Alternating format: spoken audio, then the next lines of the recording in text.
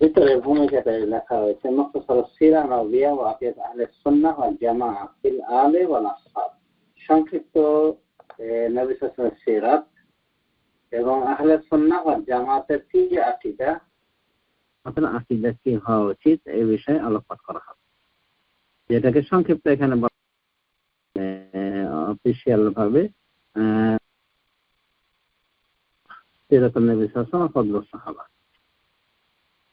তো ইনশাআল্লাহ আমরা আলোচনায় আনবো আজকের প্রথম বিষয়টি, অর্থাৎ সিরাতুন নবী সাল্লাল্লাহু আলাইহি ওয়াসাল্লাম, নবী সাল্লাল্লাহু আলাইহি ওয়াসাল্লামের জীবনী। সিরাহ মানে হলো জীবনী, আরবিতে সিরাহ বলা হয় জীবনীকে, সিরা জাতে এই থেকে বলা হয় বায়োডাটাকে, মানে ব্যক্তিগত জীবনী, ব্যক্তির আত্মকাহিনীকে বলা হয় সিরা জাতিয়া। এর থেকে সিরাতুন নববিয়্যা মানে নবী সাল্লাল্লাহু আলাইহি ওয়াসাল্লামের জীবনী, নববী জীবনী।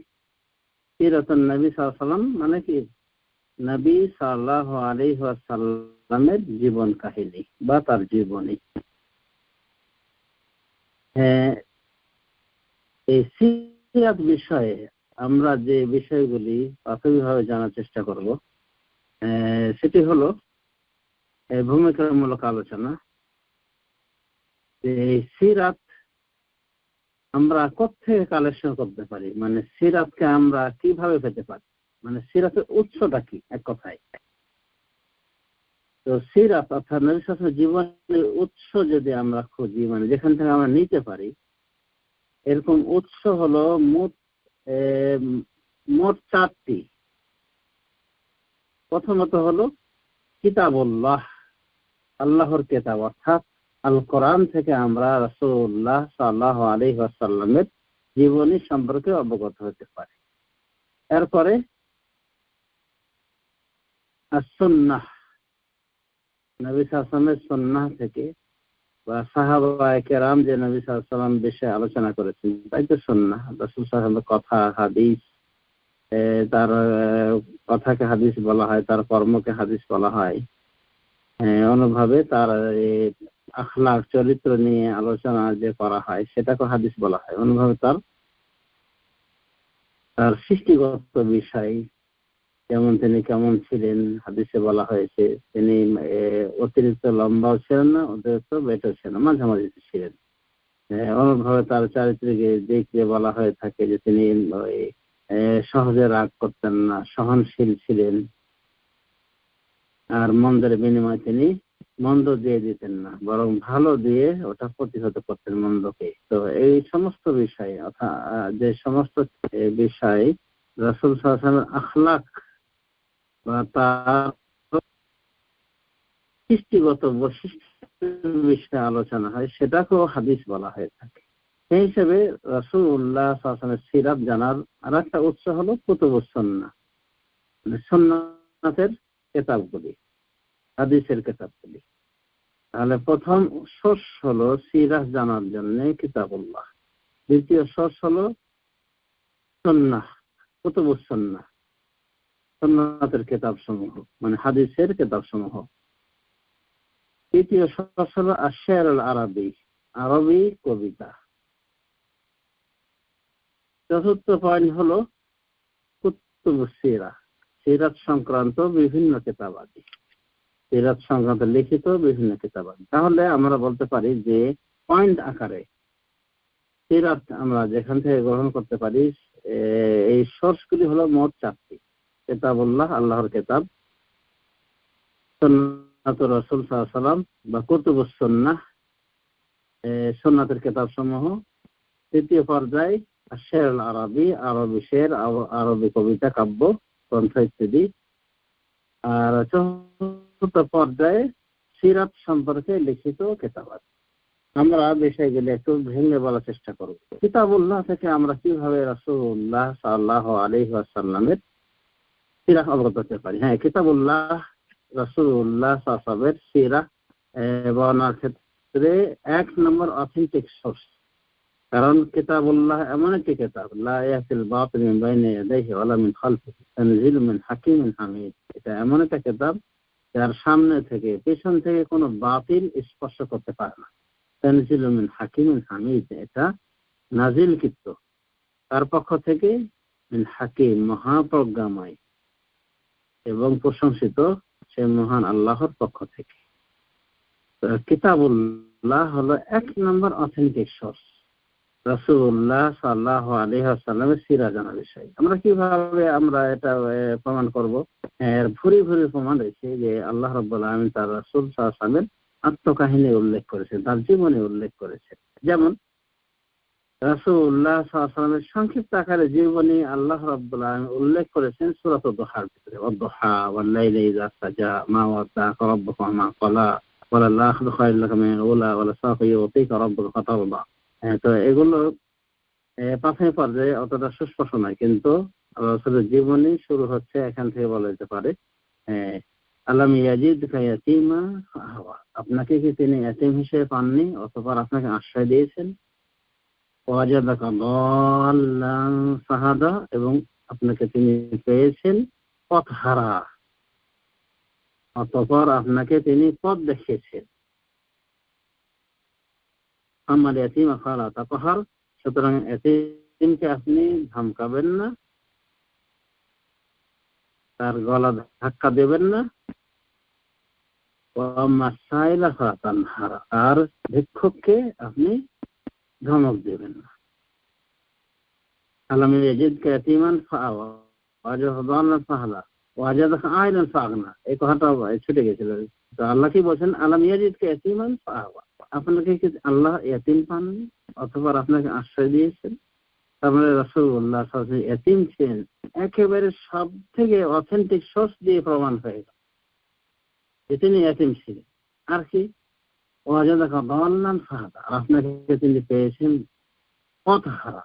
এই পথহারার ব্যাখ্যায় উলামায়ে একজন এক কথা বলছে, তবে সব থেকে বড় কথা হলো যে প্রকৃত হেদায়েত যেটা, মানে এই প্রকৃত হেদায়েত মানে আল্লাহ যেভাবে হেদায়েত চেয়েছেন সেই হেদায়েত রাসূলুল্লাহ সাল্লাল্লাহু আলাইহি ওয়াসাল্লাম পান, কিন্তু তিনি মোটামুটি হেদায়েতের উপরই ছিলেন, কিন্তু আল্লাহ রাব্বুল আলামিন যেভাবে চেয়েছেন সেরকম ছিলেন। এই জন্য আল্লাহ রাব্বুল আলামিন সংক্ষিপ্ত আকারে বলছেন ওয়াজাদাকা দাল্লান ফাহাদা, আপনাকে তিনি পেয়েছেন পথহারা ফাহাদা, অতঃপর আপনাকে আল্লাহ রাব্বুল আলামিন কি করেছেন? হেদায়েত দিয়েছেন, মানে দিক নির্দেশনা দিয়েছেন। তো এটার ব্যাখ্যা আমরা অন্য থেকে দিতে পারি যে আমার কোন তাদরিমাল কিতাব ওয়াল ঈমান, আপনি জানতেন না কিতাব কাকে বলে, ঈমান কাকে বলে। এভাবে আল্লাহ রাব্বুল আলামিন অন্যত্র উল্লেখ করেছেন। আর বিভিন্ন জায়গায় আল্লাহ উল্লেখ করেছেন রাসূলুল্লাহ সাল্লাল্লাহু আলাইহি ওয়াসাল্লাম সম্পর্কে তিনি লিখতে পড়তে জানতেন না, তাকে উম্মি বলেছেন। রাসূলুল্লাহ সাল্লাল্লাহু আলাইহি ওয়াসাল্লাম তিনি যে উম্মি ছিলেন, মানে নিরক্ষর ছিলেন, মানে কাগজে কলমে লিখতে পড়তে জানতেন। সেটা আমরা কি জানতে পেরেছি? মহান রব্বুল আলামিনের কোরআন থেকে, বিভিন্ন স্থানের থেকে আমরা বুঝতে পেরেছি। যেমন সূরা জুমআর ভিতরে রয়েছে ওয়াল্লাযী বা'আসা ফিল উম্মিয়িনা রাসূলাম মিনহুম, আল্লাহ তো সেই সত্তা যিনি আনপড় লোকদের মধ্য থেকে, উম্মি লোকদের মধ্য থেকে একজনকে রাসূল করে পাঠিয়েছেন। ইউআল্লিমুহুমুল কিতাবা ওয়াল হিকমা, তিনি তাদেরকে শিক্ষা দেন কিতাব এবং হিকমত। ওয়া ইউযাক্কিহিম, এবং তাদেরকে পরিশুদ্ধ করেন ইত্যাদি। তো আমরা এখান থেকে পেলাম যে রাসূলুল্লাহ সাল্লাল্লাহু আলাইহি ওয়াসাল্লাম কাগজে কলমে পড়তে লিখতে জানতেন না, এবং তিনি এসেছেন কি জন্য? মানুষের তাজকিয়া করার জন্য, মানুষকে ইলম শিক্ষা দেওয়ার জন্য, কোরআন সুন্নাহ শিক্ষা দেওয়ার জন্য, শরীয়তের ব্যাখ্যা দেওয়ার জন্য। আল্লাহ রাব্বুল আলামিন রাসূলুল্লাহ সাল্লাল্লাহু আলাইহি ওয়াসাল্লাম সম্পর্কে বিভিন্ন তথ্য দিয়েছে। এগুলো তো আল্লাহ রাসূলের জীবনী। তবে আল্লাহ রাসূল সাল্লাল্লাহু আলাইহি ওয়াসাল্লাম বিষয়ে যে তথ্যগুলি আল্লাহ রাব্বুল আলামিন দিয়েছেন এগুলি সংক্ষিপ্ত আকারে, মানে কোরআনে আল্লাহ রাসূলের সিরাতের কথা এসেছে, সিরাতের বিভিন্ন সাইড তার জীবনের সংক্ষিপ্ত আকারে এসেছে। তাহলে আমরা বুঝতে পারলাম যে প্রথম সোর্স সিরাত সম্পর্কে জানার হলো পবিত্র কোরআনুল কারীম, এবং তার প্রমাণ আমরা জানতে পারলাম যে সূরা দুহার ভিতরে আল্লাহ রাব্বুল আলামিন তার রাসূল সাল্লাল্লাহু আলাইহি ওয়াসাল্লাম সম্পর্কে বলছেন যে তিনি ছিলেন ইয়াতীম, তাকে আশ্রয় দিয়েছেন, তারপরে তিনি ছিলেন পথহারা, মানে যেটা মানে হেদায়েতের খুঁটিনাটি বিষয়, মোটামুটি হেদায়েতে ছিলেন অবশ্যই, এটাই ওলামা কেরাম বলছেন, কিন্তু তফসিল সহ মানে আল্লাহ যেভাবে চেয়েছেন সেইভাবে তিনি ছিলেন না। আল্লাহ সেটাও দিয়েছেন, মানে তাকে কিতাব দিয়েছেন, ঈমান দিয়েছেন, ঈমানের তফসিল সবকিছু তাকে দান করেছেন। আল্লাহর অনুগ্রহ, কারণ ফদলুল্লাহ আলাইকা আযীম, আল্লাহ বলছেন যে আল্লাহর অনুগ্রহ আপনার উপর মহান, মানে সবকিছু আল্লাহর অনুগ্রহে এটা হয়েছে। মানে আল্লাহ যে তাকে নবী বানিয়েছেন, মানে তাকে যে সঠিক পথের দিক নির্দেশনের জন্য কিতাব দিয়েছেন, সুন্নাহ দিয়েছেন, হিকমত বলতে সুন্নাহকে বলা হয়, এগুলো আল্লাহর নিছক অনুগ্রহ। সুতরাং বালাগাল ওলা বেকামা দেখি এই কবিতাটার শুরু থেকে শেষ পর্যন্ত পুরোটাই বাড়াবাড়ি, মানে যেন বলা হচ্ছে যে রাসূল সাল্লাল্লাহু আলাইহি ওয়াসাল্লাম নিজে নিজেই তার কামালিয়াতের মানে উচ্চ শিখরে পৌঁছে গেছেন, অথচ সম্পূর্ণ এটা আল্লাহর অনুগ্রহ ছাড়া আর কিছু নয়। তো রাসূলুল্লাহ সাল্লাল্লাহু আলাইহি ওয়াসাল্লামের জীবনের বিষয়ে আল্লাহ রাব্বুল আলামিন বিভিন্ন স্থানে উল্লেখ করেছেন। তারপরে তার প্রাথমিক জীবন কিরকম ছিল সেটাও আমরা কিন্তু জানতে পারলাম। ওয়াজাদাকা আইলান ফাগনা, আর আপনাকে তিনি পেয়েছেন ফকির হিসাবে, ফাগনা অতঃপর আপনাকে সচ্ছল করেছেন। তাহলে আল্লাহ রাসূল সাল্লাল্লাহু আলাইহি ওয়াসাল্লাম প্রথমে কি ছিলেন? ফকির ছিলেন, মানে মিসকিন ছিলেন, অসচ্ছল ছিলেন। আল্লাহ রাব্বুল আলামিন তাকে সচ্ছলতা দান করেন। সেটাও কখন হয়েছে? বিশেষ করে মা খাদিজা রাদিয়াল্লাহু তাআলা আনহার সাথে যখন বিয়ে হয়েছিল রাসূলুল্লাহ সাল্লাল্লাহু আলাইহি ওয়াসাল্লামের, তখন থেকে রাসূলুল্লাহ সাল্লাল্লাহু আলাইহি ওয়াসাল্লামের এই আর্থিক সংকট দূর হয়ে গেছিল। আর্থিক কোনো প্রবলেম ছিল না, ইকোনমিক প্রবলেম থেকে তিনি সম্পূর্ণ মুক্ত হয়ে গেছিলেন। কারণ খাদিজা রাদিয়াল্লাহু আনহা তিনি ধনাঢ্য মহিলা ছিলেন, যার কথা কবি নজরুল তার নিজের ভাষায় বলছে। কবি নজরুল খাদিজা রাদিয়াল্লাহু আনহা সম্পর্কে তিনি বলছেন, কবিতাটা মনে আছে, যার ভাব হলো যে তিনি আরবের চিত্তরানী ছিলেন, রূপ আর গুণে পূজিত তাহাই এনেছিল অর্ঘ্যধ্যানী। তো খাদিজা রাদিয়াল্লাহু আনহা তিনি একজন ধনাঢ্য ব্যক্তি ছিলেন এবং তিনি ব্যবসা করতেন। আর তার পরপর দুটো স্বামী পরলোকগত হয়েছে। সুতরাং এই কথাটা ভুল কথা যে রাসূলুল্লাহ সাল্লাল্লাহু আলাইহি ওয়াসাল্লামের বিবি খাদিজা রাদিয়াল্লাহু আনহা তিনি বুড়ি ছিলেন বা তিনি তালাক খাইছেন বারবার ইত্যাদি, এগুলো কথা অশুভ এবং অশোভন কথা এবং হাকিকত বিবর্জিত কথা যে রাসূলুল্লাহ সাল্লাল্লাহু আলাইহি ওয়াসাল্লামের বিবি এরকম ছিলেন। আসলে তালাক খাননি, তালাক খেলেও যে মানে একটা আইব সেটা না, কিন্তু যেটা হাকিকত বিবর্জিত কথা খাদিজা রাদিয়াল্লাহু আনহা সম্পর্কে যে উনি তালাক খাননি, মানে তালাক পাতা ছিলেন না, বরং স্বামী মৃতা ছিলেন, তার স্বামী মারা গিয়েছেন পরপর দুইজন। এটি যেতে পারে খুবই স্বাভাবিক বিষয়। তো খাদিজা রাদিয়াল্লাহু আনহার মাধ্যমে রাসূলুল্লাহ সাল্লাল্লাহু আলাইহি ওয়াসাল্লাম তিনি সচ্ছল হন। তো আল্লাহ সংক্ষেপ আকারে বলছেন যে আপনাকে, এবং আপনি ছিলেন কি মিসকিন, দরিদ্র, আপনাকে তিনি সচ্ছলতা দান করেছেন। আর সেটা তো বুঝতে পেরেছি। তাহলে আমরা এখানে রাসূলুল্লাহ সাল্লাল্লাহু আলাইহি ওয়াসাল্লামের কিছু জীবন চরিত বুঝতে পারলাম যে রাসূলুল্লাহ সাল্লাল্লাহু আলাইহি ওয়াসাল্লাম তার অবস্থা এই ছিল। অনুভাবে আমরা যদি লক্ষ্য করে দেখি রাসূলুল্লাহ সাল্লাল্লাহু আলাইহি ওয়াসাল্লামের চারিত্রিক গুণাবলী কেমন ছিল, সেটা আমরা দেখতে পাই সূরা কালামের 4 নম্বর আয়াতে আল্লাহ স্পষ্ট হয়ে বলছেন, ওয়া ইন্নাকা লাআলা খুলুকিন আযীম, আর নিশ্চয় আপনি মহান চরিত্রের উপরে প্রতিষ্ঠিত। তাহলে রাসূলুল্লাহ সাল্লাল্লাহু আলাইহি ওয়াসাল্লাম যে মহান চরিত্র ছিলেন, তার চরিত্র সব থেকে উন্নত মানের ছিল, এটা আমরা কিন্তু অথেন্টিক সোর্স, মহা অথেন্টিক সোর্স কোরআন থেকে আমরা বুঝতে পারি। পরমভাবে রাসূলুল্লাহ সাল্লাল্লাহু আলাইহি ওয়াসাল্লাম দয়ালু ছিলেন, তিনি দয়ার অধিকার ছিলেন, আধার ছিলেন, সেটা আমরা জানতে পারি। আল্লাহ রাব্বুল আলামিন বলছেন, ওমা আরসালনাকা ইল্লা রাহমাতাল লিল আলামিন, আর আমি আপনাকে বিশ্ববাসীর জন্য রহমত স্বরূপ প্রেরণ করেছি। সূরা আম্বিয়ার ভিতরে আল্লাহ রাব্বুল আলামিন এভাবে তাকে বিশ্ববাসীর জন্য রহমত করেছেন, মানে মানবতার প্রতি আল্লাহ রহমত করেছেন তাকে দিয়ে, তিনি নিজেই ছিলেন একটা রহমত। মহান রব্বুল আলামিন রাসূলুল্লাহ সাল্লাল্লাহু আলাইহি ওয়াসাল্লাম সম্পর্কে অন্যত্র বলছেন, ফাবিমা রাহমাতিন মিনাল্লাহি লিনতা লাহুম ওয়ালাউ কুনতা ফাদ্দান গালিযাল কলবি লানফাদ্দু মিন হাওলিক, যদি আপনি রূঢ় হতেন, গালিযাল কলব কঠোর হৃদয়ের হতেন, লানফাদ্দু মিন হাওলিক, তাহলে ওরা আপনার চতুর্পাশ থেকে ভেগে যেত, মানে আপনার পাশে কেউ থাকতো না, সবাই ভেগে যেত। তাহলে আল্লাহ রাব্বুল আলামিন স্পষ্ট হয়ে বলছেন তার কোরআন কারিমের ভিতরে যে রাসূলুল্লাহ সাল্লাল্লাহু আলাইহি ওয়াসাল্লাম আল্লাহর রহমতে নরম ছিলেন, নরম মেজাজি ছিলেন, মদ মেজাজি ছিলেন না, উগ্রতা ছিল না তার ভিতরে। রহমত, আল্লাহর রহমত, তিনি কি নরম হয়েছিলেন। আর কি ছিলেন উনি? আল্লাহ কি বলছেন, আল্লাহ কুনতা ফাদ্দান গালিজাল কলবে, যদি আপনি কঠোর হতেন, কঠোর হৃদয়ের হতেন, তাহলে ওরা চারপাশ থেকে আপনার ভেঙে যেত, চারপাশ থেকে ওরা কি পলায়ন করত। তার মানে রাসূলুল্লাহ সাল্লাল্লাহু আলাইহি ওয়াসাল্লাম দিলটা ছিল নরম, তিনি ছিলেন স্বভাবগত ভাবে নরম। এটা আল্লাহ রাসূল সাল্লাল্লাহু আলাইহি ওয়াসাল্লাম জীবনে একটা সাইড। কোনভাবে রাসূলুল্লাহ সাল্লাল্লাহু আলাইহি ওয়াসাল্লাম তার ব্রেন যে ঠিক ছিল, এটা আল্লাহ রাব্বুল সার্টিফাই করে বলছেন যে আল্লাহ রাব্বুল আমার সাহেবুকুম বিমাজনুন, তোমাদের সাথী পাগল না। কোনভাবে জাদু করে কথা বলেছিল, তাকে জাদু করে অপবাদ দিয়েছিল, এটা তো তার জীবনের সঙ্গে ফাজলে কাফেররা তাকে জাদু করে অপবাদ দিয়েছিল, পাগল অপবাদ দিয়েছিল, কাহেন বলেছিল, গণক বলেছিল। আল্লাহ এগুলো সব প্রতিবাদ করেছে। তো প্রতিবাদ করা থেকে আমরা কি বুঝতে পারলাম যে রাসূলুল্লাহ সাল্লাল্লাহু আলাইহি ওয়াসাল্লাম এরকম ছিলেন। তিনি পাগলও ছিলেন না, তিনি জাদুগ্রস্ত ছিলেন না, তিনি কোনো গণকও না, বরং কি রাসূল। আল্লাহ রাব্বুল আলামিন বিভিন্ন স্থানে উল্লেখ করেছেন, কাফের মুশরিকদের প্রতিবাদ করেছেন। তাহলে তিনি যে রাসূলুল্লাহ সাল্লাল্লাহু আলাইহি ওয়াসাল্লাম, তিনি যে মহান রাসূল, মহামানব, সেটা আল্লাহ রাব্বুল আমিনের কথা থেকে আমরা বুঝতে পারি। এভাবে রাসূলুল্লাহ সাল্লাল্লাহু আলাইহি ওয়াসাল্লাম সার্টিফাই আল্লাহ রাব্বুল আমিন নিজেই করেছেন। তো এ থেকে আমরা বুঝতে পারি তার চারিত্রিক গুণাবলীর কিছু অংশ। অন্যভাবে আমরা যদি দেখি, বিভিন্ন যুদ্ধ বিগ্রহে যে রাসূলুল্লাহ সাল্লাল্লাহু আলাইহি ওয়াসাল্লাম শরীক হয়েছেন, এগুলোর কথা কিন্তু আল্লাহ রাব্বুল আমিন ইঙ্গিতে বলেছেন। যেমন বদরের কথা বলেছেন, বদরের কথা বলছেন, উহুদের কথা বলছেন, খন্দকের কথা উল্লেখ করেছেন, সুলহ হুদাইবিয়ার কথা উল্লেখ করেছেন, হুদাইবিয়ার সন্ধির কথা উল্লেখ করেছেন।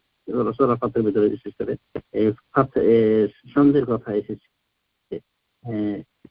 ফাতহে মক্কার দিকে ইঙ্গিত করা হয়েছে। তো দেখা যাচ্ছে যে প্রায় বড় বড় এই যুদ্ধগুলো কোরআনে ইঙ্গিতে এসেছে, ইশারা ইঙ্গিতে শর্টকাটে এসেছে।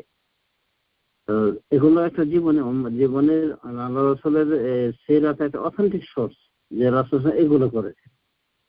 তাহলে কোরআন এক নম্বর অথেন্টিক সোর্স আমরা বুঝতে পারলাম যে আল্লাহ রাব্বুল আলামিন রাসূলুল্লাহ সাল্লাল্লাহু আলাইহি ওয়াসাল্লামের বিভিন্ন সাইড তিনি উল্লেখ করেছেন বিভিন্ন প্রসঙ্গ ক্রমে। আর এটাই তো জীবন, যে রাসূলুল্লাহ সাল্লাল্লাহু আলাইহি ওয়াসাল্লাম সম্পর্কে তার জীবন চরিত্র সম্পর্কে কিছু বলা হবে, তার চরিত্র বিষয়ে বলা হবে, তার জীবন বিষয়ে বলা হবে, তার আখলাক বিষয়ে বলা হবে, তার সমসাময়িক মানুষদের সম্পর্কে বলা হবে। তো আল্লাহ রাব্বুল আলামিন এই কথাগুলি সংক্ষিপ্ত আকারে হলেও কিন্তু বলেছেন। তো আল্লাহ রাসূলের জীবনী জানার জন্য এক নম্বর সোর্স হলো কোরআন, তবে সংক্ষিপ্ত আকারে। বদরের যুদ্ধের প্রতি ইঙ্গিত রয়েছে, সেখানে কিছু বলাও হয়েছে যে আল্লাহ রাব্বুল আলামিন সাহায্য নামিয়েছেন বা এই বদর প্রান্তে 5000 ফেরেশতা দিয়ে, সেটাও আল্লাহ বলেছেন। আর বিস্তারিত জানার জন্য অন্যান্য সোর্স দেখতে হবে। কারণ কোরআন যদি সংক্ষিপ্ত আকারে না আল্লাহ নাযিল করতেন, বিস্তৃত বর্ণনা করতেন, তাহলে কোরআন আর 30 পারা থাকতো না, ওই 30 পারা থেকে যেত, বা কথায় অনেক হয়ে যেত, অনেক লম্বা। তো কোরআন কারীম এটা অতি সংক্ষিপ্ত গ্রন্থ এবং প্রজ্ঞায় পরিপূর্ণ। এর ব্যাখ্যার জন্য আল্লাহ রাব্বুল আলামিন তার রাসূল সাল্লাল্লাহু আলাইহি সাল্লামকে পাঠিয়েছেন, তাকে দায়িত্ব দিয়েছেন। অনাজ্জিলু মিনাল কোরআনি মা হুয়া শিফাউন ওয়া রাহমাতুল লিল মুমিনিন ওয়া লা ইয়াজিদু যালিমিনা ইল্লা খাসারা। আল্লাহ রাব্বুল আলামিন কোরআনকে শিফা হিসেবে পাঠিয়েছেন, সে কথা আল্লাহ রাব্বুল আলামিন বলছেন। অনুরূপভাবে রাসূলুল্লাহ সাল্লাল্লাহু আলাইহি সাল্লামকে এই কোরআনের তাফসীর বর্ণনা করার জন্য তিনি তাকে পাঠিয়েছেন, এ কথা আল্লাহ রাব্বুল আলামিন কোরআন কারীমের বিভিন্ন স্থানে উল্লেখ করেছেন। যা হোক, রাসূলুল্লাহ সাল্লাল্লাহু আলাইহি ওয়াসাল্লামের ব্যাখ্যা হলো হাদিস, কোরআনের ব্যাখ্যা হলো রাসূলুল্লাহ সাল্লাল্লাহু আলাইহি ওয়াসাল্লামের সুন্নাহ। তাহলে আমরা বলতে পারি যে প্রথম সোর্স কিতাবুল্লাহ সিরাত সম্পর্কে জানার জন্য, দ্বিতীয় সোর্স হলো কুতুবুস সুন্নাহ, রাসূলুল্লাহ সাল্লাল্লাহু আলাইহি ওয়াসাল্লামের সুন্নাহ বিষয়ে যে সমস্ত কিতাবগুলি আলোচনা করে সেই কিতাবগুলি। আর এই কিতাবের মধ্যে সর্বপ্রথম আসবে কুতুবুস সিত্তাহ, 6টি হাদিস গ্রন্থ। এগুলোকে আসহাহুস সিত্তা বলা হয়, 6টি সহিহ হাদিসের কিতাব। তবে এই পরিভাষা ঠিক নয়, এই পরিভাষায় ঢিলামি রয়েছে। কারণ 6টি যদি সহিহ হাদিসের কিতাব হয়, তাহলে বুখারী মুসলিম আলাদা কি বৈশিষ্ট্য থাকলো? তো সহি কথা হলো যে এই 6টি কিতাব বলতে হবে সহিহাইন এবং কুতুবুস সুনান আল আরবাআ। সহিহাইন অর্থাৎ বুখারী মুসলিম এবং সুনান চতুষ্টয়, অথবা বলা যেতে পারে বুখারী মুসলিম আবু দাউদ, এবং এটা হলো সহিহাইন। আর বাকি কিতাবগুলি হলো সুনান আরবাআ, সুনান চতুষ্টয়, যেগুলির নাম আমরা বলে দিতে পারি আবু দাউদ, তিরমিজি, নাসাই, ইবনে মাজাহ। সহিহাইন এবং সুনান চতুষ্টয় প্রথম এই কিতাবগুলির নাম আসবে, কারণ বুখারী তো সহিহ বুখারী হলো আসল কুতুবে বাদা কিতাবিল্লাহ আযজা ওয়া জাল্লা। সর্বশ্রেষ্ঠ সহিহ কিতাব হলো আল্লাহর কিতাবের পরে সহিহুল বুখারী, সহিহ বুখারীর কিতাব। আর এর পরে স্থান হলো সহিহ মুসলিমের।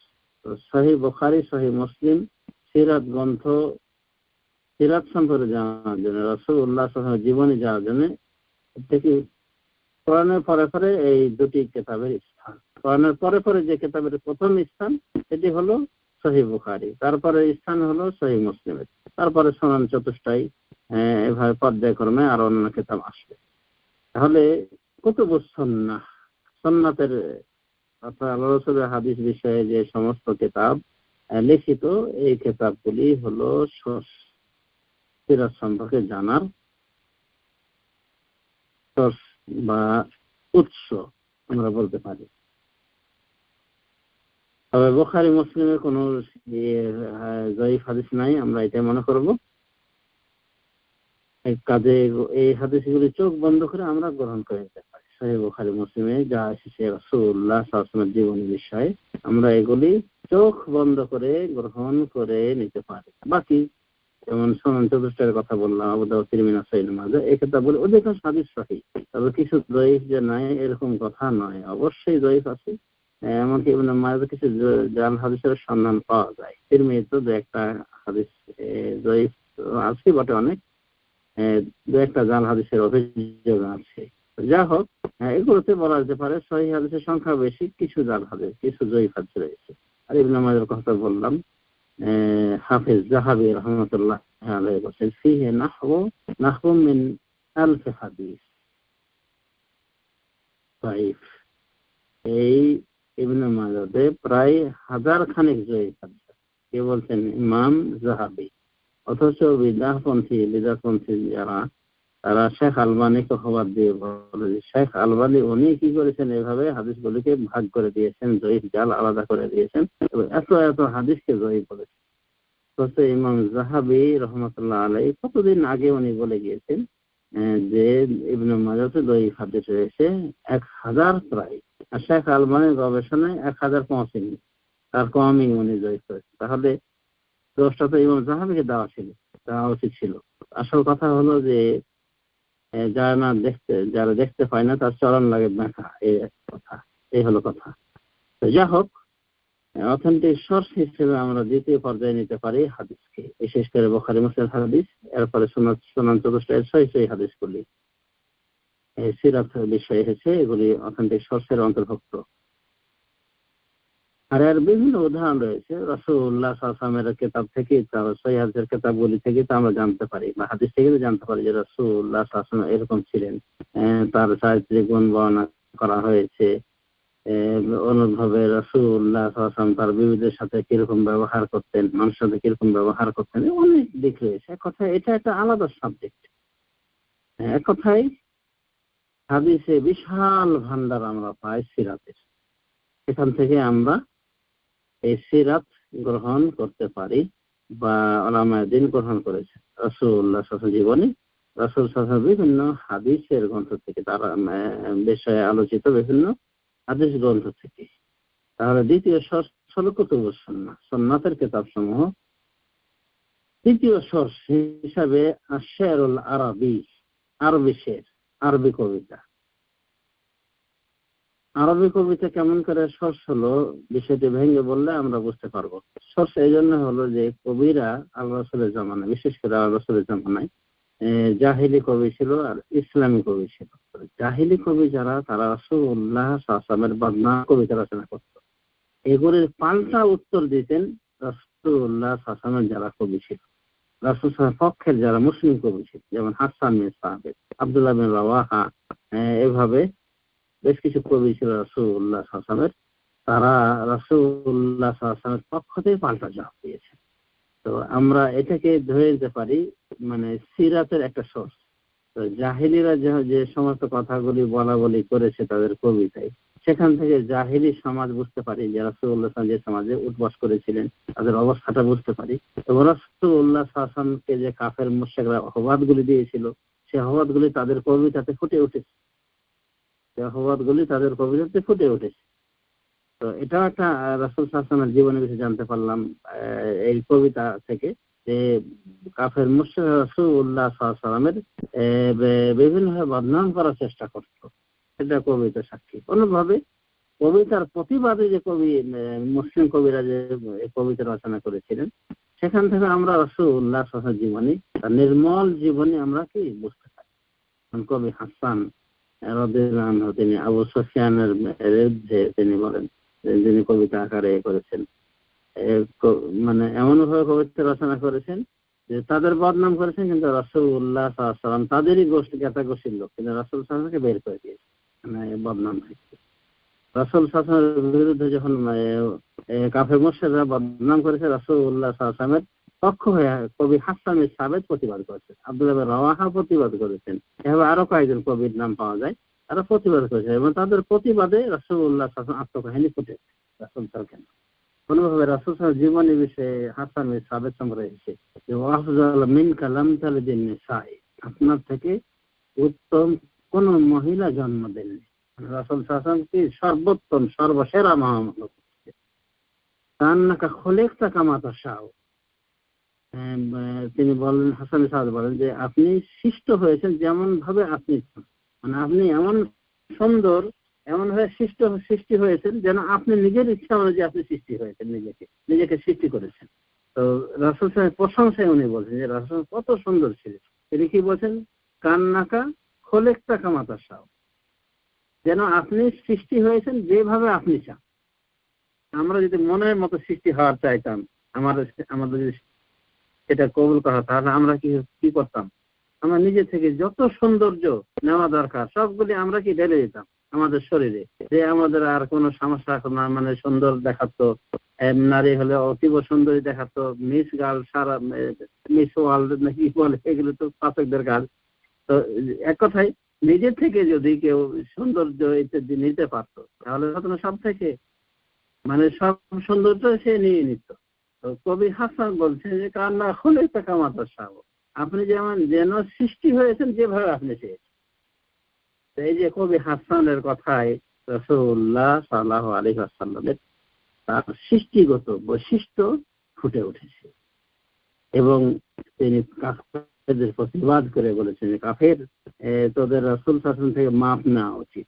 একসময় রাসূল সাল্লাল্লাহু আলাইহি ওয়াসাল্লাম বলেছিলেন হাসানকে, তুমি যে কুরাইশের বদনাম করবে, মানে কুরাইশের যারা কাফের মুশরিক, তো আমি তো নিজে কুরাইশ বংশের লোক।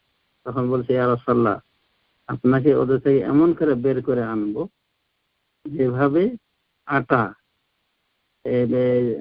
যেভাবে পাকানো আটা, ওই পানি দিয়ে তৈরি করা আটা থেকে কোনো চুল যদি থাকে ওটাকে যেমন টেনে বের করে আনা হয়, ওর গায়ে কিছু, মানে আপনিও কুরাইশ বংশের, ওরা কুরাইশ বংশের, কিন্তু আপনাকে এমন করে বের করবো ওদের থেকে যে আপনার গায়ে কোনো কালিমা লাগবে। এবং ঠিকই কবিতাগুলি এমন ভাবে রচনা করেছেন কবি হাসান যে ওই মুশরিকদের বদনাম ঠিকই করেছেন, কিন্তু রাসূলুল্লাহ সাল্লাল্লাহু আলাইহি ওয়াসাল্লাম তার গায়ে সামান্য কালিমা লাগেনি। এত মানে প্রজ্ঞাময় কবি ছিলেন কবি মুহাম্মদ হাসান বিন সাবিত। তো এগুলো সোর্স, মানে কবিতাগুলিও সিরাত সম্পর্কে জানা একটা সোর্স, ওলামায়ে বলছেন। কিছু উদাহরণ আমি টেনে এনেছি, আশা করি বিষয়টি বোধগম্য হয়েছে। তাহলে এটাও একটা সোর্স। তৃতীয় সোর্স হিসেবে কোন এক লেখক উল্লেখ করেছেন সিরাত গ্রন্থ জানার, রাসূল সাল্লাল্লাহু জীবনী জানার বিষয়ে তৃতীয় সোর্স তাহলে কি হলো, শেরুল আরবি, আরবি কবিতা বা আরবি কাব্য গ্রন্থ, এগুলো মুসলিম কবিরা রচনা করেছেন। এবং এইভাবে অনেক কিছু পাওয়া যায়, এই কবিতা গ্রন্থের ভিতরে একজন জাহিলি কবিরও কবিতা আছে, রাসূল সাল্লাল্লাহু আলাইহি ওয়াসাল্লামের প্রশংসা করছে। তার ইতিহাস হলো যে রাসূলুল্লাহ সাল্লাল্লাহু আলাইহি ওয়াসাল্লাম নিকট সে মুসলিম হবে কালমা পড়ে এই নিয়তে সে মক্কা ছেড়ে চলে আসবে মদিনায়। মক্কার কুরাইশরা তারা মানে চিন্তান্বিত হয়ে গেল যে এভাবে যদি মুহাম্মদের নিকট গিয়ে এই কবি যদি ইসলাম গ্রহণ করে তাহলে ওর কবিতা কিন্তু আমাদের বিরুদ্ধে চালাবে। এতদিন আমাদের পক্ষে ছিল, এখন আমাদের বিরুদ্ধে কথা বলতেছে। এক কাজ করা হোক, বাধা দেওয়া হোক। ওই সময় কিন্তু ওই কবি কিন্তু খুবই মুরব্বী হয়ে গেছে। তো তাকে বলা হয়েছে, বলেছিল কুরাইশরা যে আপনি যে ওইদিকে যাবেন মানে মুহাম্মদ সাল্লাল্লাহু আলাইহি ওয়াসাল্লামের কাছে, ওখানে গেলে ইসলাম গ্রহণ করলে কি কি অসুবিধা জানেন? আপনি তো মদ খাওয়া ভালোবাসেন, মদ খেতে কিন্তু না করে মোহাম্মদ।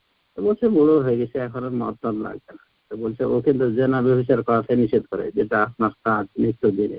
বলছে জেনা ব্যভিচার করা দরকার না, বুড়ো বয়সে এগুলো আমার লাগে না।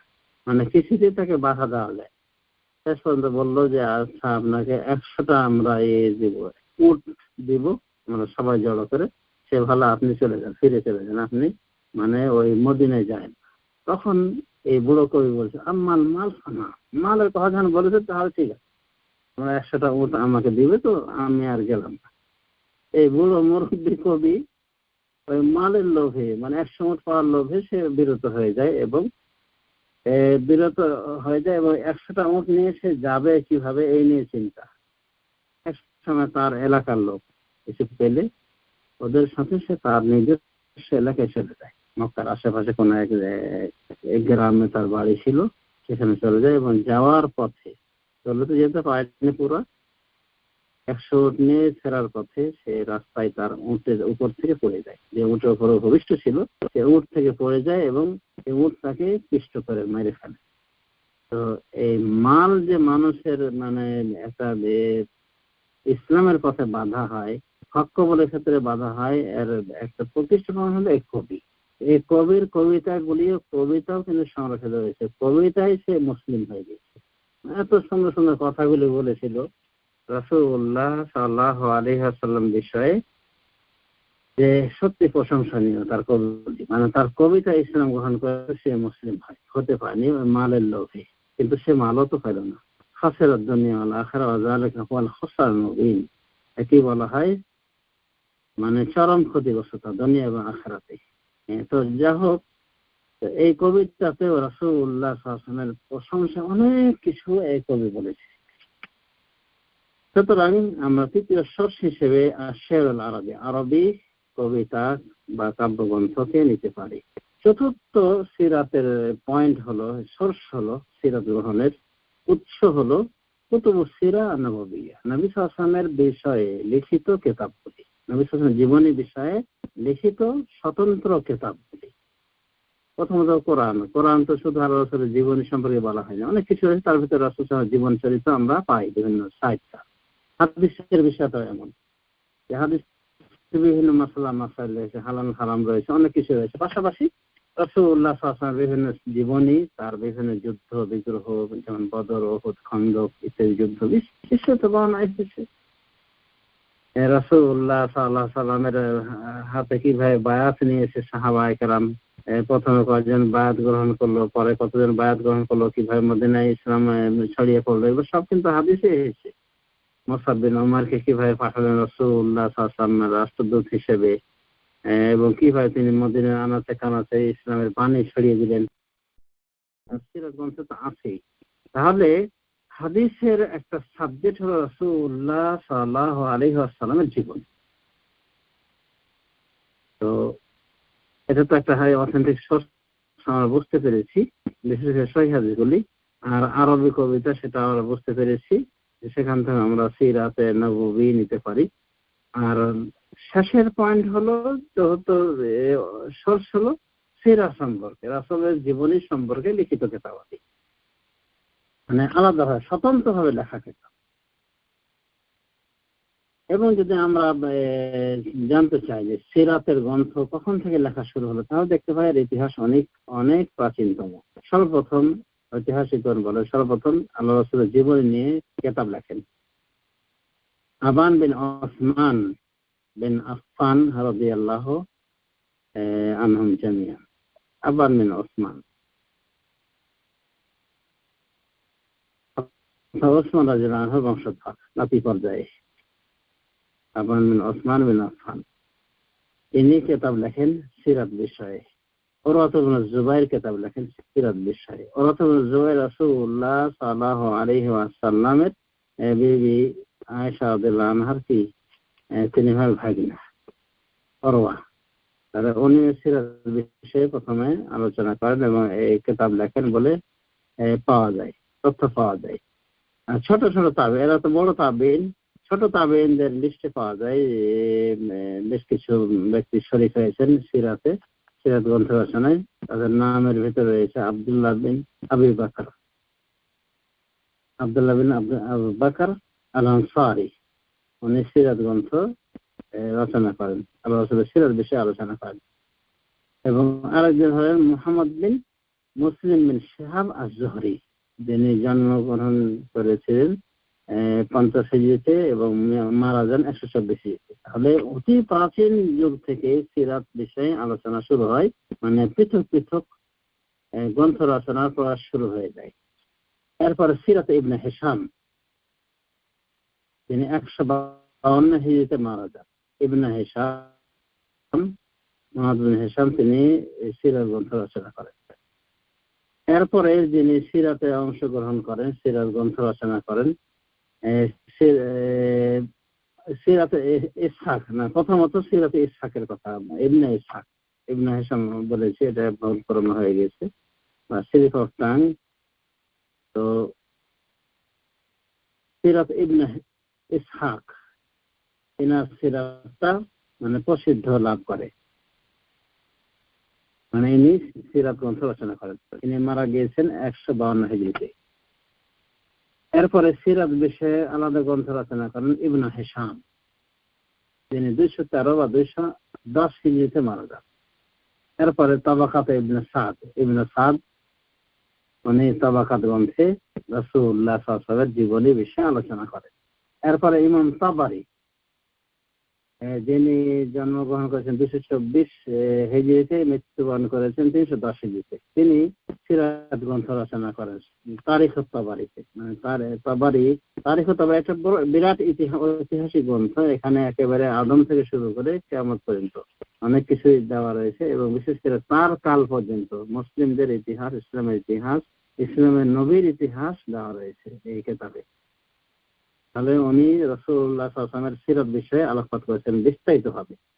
এরপরে এই সিরাত বিষয়ে লেখালেখি আরো উন্নতি অর্জন করে। যেমন বিশেষ বিশেষ বিশেষ বিষয়গুলিকে তারা আলোচনায় আনে। রাসূল সাল্লাল্লাহু আলাইহি ওয়াসাল্লাম জীবনটা একটা সাগর, সমুদ্র, ওখান থেকে বিশেষ বিশেষ তার জীবন চরিত্র নিয়ে আলোচনা করে এবং এই বিষয়ে কিতাব লেখেন। এই বিষয়ে অনেকে অংশগ্রহণ করেছেন, যেমন দালাইলে নবুওয়া আল ইসবাহানি, নবী সাল্লাল্লাহু আলাইহি ওয়াসাল্লামের নবুয়তের দলিল, এই মর্মে কিতাব লেখেন ইসবাহানি। আবু নুআইম আল ইসবাহানি, অনুভাবে ইমাম বাইহাকিও লেখেন দালাইলে নবুওয়া। তো বাইহাকি অনেক পরের লোক, এনারা আসলে পরবর্তী লোক সকলে। তো তাদের জামানাতে সিরাতের তারাক্কি, উন্নতি লাভ করে এইভাবে যে সিরাত বিষয়ে তারা আলাদা, মানে সিরাতের বিভিন্ন সাইড বিষয়ে তারা আলাদা আলাদা কিতাব রচনা করে। যেমন বুঝতে পারলেন যে আবু নুআইম আল ইসবাহানি দালাইলে নবুওয়া নামে কিতাব রচনা করেছেন, ইমাম বাইহাকি দালাইলে নবুওয়া নামে কিতাব রচনা করেছেন। অনুভাবে আরো অনেকে কিতাব রচনা করেছেন, যেমন শেফা, কাজী ইয়াদের একটা কিতাব সিরাত বিষয়ে, শেফা ফি আখবার মুস্তাফা, এরকম কাছাকাছি নাম। অনুভাবে ইমাম ইবনুল কাইয়িম জাদুল মাআদ নামক একটা সিরাত গ্রন্থ রচনা করেছেন, যেটা বলা যেতে পারে সব থেকে বলা যেতে পারে একটা নির্ভরযোগ্য সিরাত রাসূলুল্লাহ সাল্লাল্লাহু আলাইহি ওয়াসাল্লামের জীবনী বিষয়ে। তিনি কিতাবের নাম দিয়েছেন জাদুল মাআদ ফি হাদি খায়রিল ইবাদ।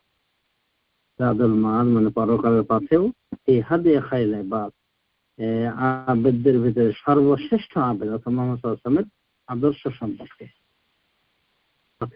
এই কিতাবটি কয়েক খণ্ডে রচিত, এবং এই কিতাবে উনি রাসূলুল্লাহ সাল্লাল্লাহু আলাইহি ওয়াসাল্লাম ইবাদত বন্দেগী, তার শিষ্টাচার, তার আদব আচরণ, আখলাক, যুদ্ধ বিগ্রহ ইত্যাদি উল্লেখ করেছেন এবং এগুলো থেকে কি কি শিক্ষণীয় বিষয় সবকিছু উল্লেখ। এক কথায় এই সিরাত গ্রন্থটা অনেকটাই অথেন্টিক এবং নির্ভরযোগ্য। এভাবে সিরাত গ্রন্থ লিখতে মানে ওলামায়ে দ্বীন লিখতে থেকেছেন। যেমন আধুনিক সিরাত গ্রন্থের ভিতরে রয়েছে একটা কিতাব নুরুল ইয়াকিন ফি সিরাত সাইয়্যিদুল মুরসালিন, একটা কিতাব লেখা হয়েছে অনুভাবে, বিশেষ করে আল্লামা মুবারাকপুরী রহমাতুল্লাহ আলাইহি উনি একটা সিরাত গ্রন্থ লিখেছেন অদূর অতীতে। সেটা তো বাংলা অনুবাদ হয়ে গেছে অলরেডি। সেটার নাম কি আর-রাহিকুল মাখতুম, মোহরাঙ্কিত স্বর্গীয় সুধা নামে কিতাব। এবং এই কিতাবটি আরো শত শত প্রতিযোগীদের ভিতরে বিজয় লাভ করছে কিতাব এবং কিতাবের লেখক। অনুভাবে আরো সিরাত বিষয়ে অনেকেই লেখালেখি করেছেন দেশে বিদেশে। যেমন ভারত মহাদেশে আল্লাহ রাসূলের জীবনী বিষয়ে লেখা হয়েছে, অনেক কিতাবই লেখা হয়েছে। আমাদের দেশে হয়েছে, তবে আমার দেশের লোকগুলি বেশিরভাগ মিসকিন, মানে রাসূলের জীবনী লিখতে গিয়ে মানে গজা মিলের শেষ না। যেমন আল্লাহ রাসূলের জীবনী লিখতে গিয়ে এসব আজে বাজে কথাবার্তা, তিনি নবী, তিনি নূর ছিলেন, আদম থেকে উনি আস্তে আস্তে নূর পরিবর্তন হয়ে থেকে 70,000 বছর নূর দেখা যেত আরশের গায়ে, ওটা অফ হয়ে যেত, আবার 70 বছর পর ওটা উঠতো। জিবরিল আলাইহিস সালামকে আল্লাহ রাসূল বলেন যে আপনি বড় না আমি বড়। জিবরিলকে নবী সাল্লাল্লাহু আলাইহি ওয়াসাল্লাম বলেন যে আমি আপনার থেকে বড়, মানে জিবরিল থেকে নাকি রাসূল সাল্লাল্লাহু আলাইহি ওয়াসাল্লাম বড়। এর কারণ যে তার নূরটা জ্বলতো আরশের গায়ে। সব মিথ্যা ছাড়ে। তো আমাদের দেশের সিরাত গ্রন্থ যারা লিখেছিল তাদের পুঁজি ফাটা যেহেতু শর্ট, এই জন্য তাদেরকে তবে ভেজালের শেষ নেই। তবে বলা যেতে পারে বর্তমান আমাদের বাংলাদেশের বুকে বাঙালি ভাষায়, বাংলা ভাষায় লিখিত সিরাতগুলির ভিতরে সর্বশ্রেষ্ঠ সিরাত হলো ডক্টর আসাদুল্লাহ গালেবের সিরাত গ্রন্থ। আমাদের জীবনী বিষয়ে উনি স্বতন্ত্র একটি গ্রন্থ রচনা করেছেন। এই কিতাব আমি পড়ার উচিত করব, পরামর্শ দিব। এটি বলা যেতে পারে যে এক প্রকার মানে অথেন্টিক এবং নির্ভরযোগ্য সিরাত গ্রন্থ। এবং এখানে এই সমিতির লেখক ডক্টর আসাদুল্লাহ গালেব তিনি চেষ্টা করেছেন অথেন্টিক সোর্স থেকে সিরাত উপহার দেওয়ার। তাই তিনি অনেক প্রচেষ্টা করে অনেকগুলি সোর্স ঘেঁটে উনি এই সিরাত গ্রন্থ আমাদেরকে উপহার দিয়েছেন। জাযাহুল্লাহু খায়রান ওয়া বারাকা ফি ইলমিহি ওয়া খিদমাতিহি। তো এই কিতাবটি সংগ্রহে রাখা যেতে পারে। এভাবে সিরাত গ্রন্থ যুগে যুগে লিখতে গেছেন ওলামায়ে দ্বীন। আর এই সিরাতের গুরুত্ব এই জন্যই যে সিরাত মানে কি রাসূলের জীবন কাহিনী, জীবন চরিত্র। তো রাসূলুল্লাহ সাল্লাল্লাহু আলাইহি ওয়াসাল্লামের অনুসরণ করতে হলে সর্বদিক থেকে রাসূলুল্লাহ সাল্লাল্লাহু আলাইহি ওয়াসাল্লাম অনুসরণ করতে হবে। আর এই বিষয়গুলি জানতে হলে আল্লাহ রাসূল কিরকম ছিলেন এটা জানতে হলে কিন্তু সিরাতের বিকল্প নেই, সিরাত লাগবে। কারণ কোরআনে হাদিসে সংক্ষিপ্ত আকারে হয়েছে, কিন্তু সিরাতে বিস্তৃতভাবে বর্ণনা করা হয়েছে। তো এই জন্যই এই সিরাতের একটা বিশেষ মর্যাদা রয়েছে এবং ওলামায়ে দ্বীনের নিকটে এটা বিশেষ মর্যাদা পেয়েছে, যার ফলে তারা আল্লাহ রাসূলের জীবনী বিষয়ে লিখেছে। কারণ যার সম্পর্কে আমি না জানবো তাকে আমি কিভাবে অনুসরণ করবো?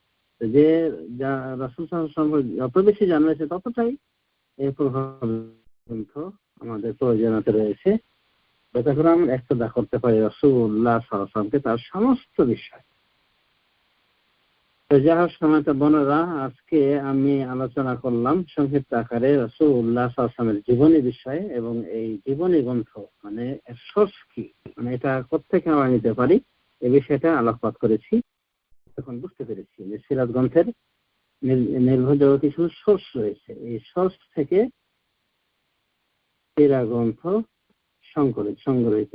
এখানে যে কিতাবটি লেখা হয়েছে এটা বলা যেতে পারে সামান্য প্রচেষ্টা রাসূলুল্লাহ সাল্লাল্লাহু আলাইহি ওয়াসাল্লামের জীবনী সম্পর্কে সংক্ষিপ্ত আকারে। আসুন আমরা ভূমিকামূলক কিছু কথা জানার চেষ্টা করি লেখকের আলোচনা থেকে। আপনার নবীর জীবনী সম্পর্কে অবগত হন। ছিল এটা 8 পৃষ্ঠায়, আর প্রকৃত অর্থে আপনাদের নিকট যে কিতাব আছে 9 পৃষ্ঠায় করবে, মানে 1 পৃষ্ঠা পিছিয়ে গিয়েছে। এর কারণ হলো মধুয়ানের সময় আমি যে কিতাবটা ছাপতে দিয়েছিলাম, ওই কিতাবটা ওনার ছাপতে গিয়ে ওনাদের কিছু কথা ওই ভূমিকা হিসেবে উল্লেখ করতে গিয়ে ওই একটা পৃষ্ঠা বেড়ে গিয়েছে। আর একটা পৃষ্ঠা বেড়ে যাওয়া মানে কি প্রত্যেকটা পৃষ্ঠাই পিছিয়ে গিয়েছে। তো সে কিছু থাকার কথা প্রত্যেকটা আলোচনা দেখবেন একটি গণিত সম্পর্কে অবগত হন। এখানে টিকা বলা হয়েছে, মানে এটা হলো অনুবাদকের টিকা, মানে অনুবাদক এখানে আলোচনা করছেন, মানে এখানে আমি বিষয়টি আলোকপাত করেছি। নবী সাল্লাল্লাহু আলাইহি সাল্লাম এর নাম হলো মুহাম্মদ সাল্লাল্লাহু আলাইহি সাল্লাম। মুহাম্মদ তার নাম। এর নামটির প্রমাণে আমরা যদি দেখি তাহলে দেখবো সূরা মুহাম্মদ 2 নম্বর আয়াতে এসেছে মুহাম্মদ সাল্লাল্লাহু আলাইহি সাল্লামের নাম, যেমন মুহাম্মাদুন বিমা নুজিলা আলা মুহাম্মদ, বিমা নুজিলা আলা মুহাম্মদ। আর মুহাম্মদ সাল্লাল্লাহু আলাইহি সাল্লাম নাম এসেছে সূরা মুহাম্মদের ভিতরে। অনুবাদ সূরা আলে ইমরানে এসেছে 144 নম্বর আয়াত, আহজাব 43 নম্বর আয়াত, 40 নম্বর আয়াত, ফাতহ 29 নম্বর আয়াত। এর চোখে একটু কম দেখছি, ওই একেবারে ছোট লেখা। তারপরে দেখছি আলহামদুলিল্লাহ এই বয়সে চশমা ছাড়াই গেল, আলহামদুলিল্লাহ। তার আরেকটি নাম হলো আহমদ, সূরাত সাফ 6 নম্বর আয়াত। তার উপনাম হলো আবুল কাসিম। তার আরো অনেক গুণবাচক নাম রয়েছে।